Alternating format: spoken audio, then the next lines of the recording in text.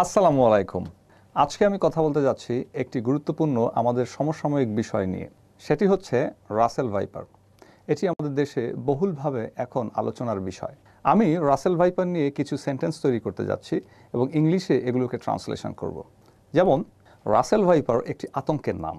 Russell's viper is a scary name. 100 বছর আগে এই রাসেল ভাইপার আমাদের দেশ থেকে বিলুপ্ত হয়েছিল। Russell's viper became extinct from our country 100 years ago. এই বিলুপ্ত হওয়াকে আমরা অন্যভাবে বলতে পারি ডাই আউট।